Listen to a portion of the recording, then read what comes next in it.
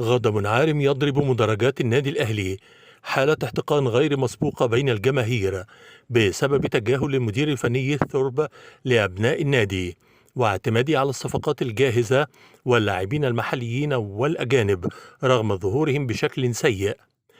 المدرب الدنماركي دخل في عند مع المسؤولين في الأهلي ضد اللاعبين الشباب أبناء النادي، وعلى رأسهم المدافع أحمد عبدين الذي قدم مستويات استثنائية بقميص منتخب الشباب وفرض اسمه بقوة على الساحة، لكنه فوجئ بالتجاهل التام داخل القلعة الحمراء.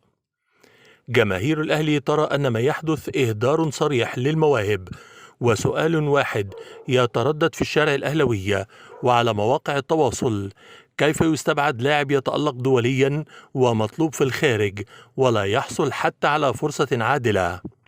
الغضب امتد ليشمل موهبة هجومية واعدة، حمزة عبد الكريم مهاجم فريق الشباب الذي خطف الأنظار في كأس العالم للناشئين، ووصلت الأنباء عن اهتمام نادي برشلونة بضمه، ولكن وبالرغم من ذلك يتم تجميده خارج الحسابات الفنية للفريق الأول.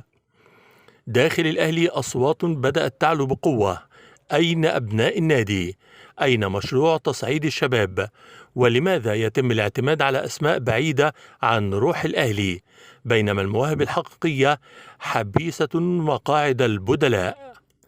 الشارع الأهلوي لا يطلب المستحيل، بل يطالب بالعدل وبالفرصة وبمنح أبناء النادي حقهم الطبيعي في تمثيل القميص الأحمر.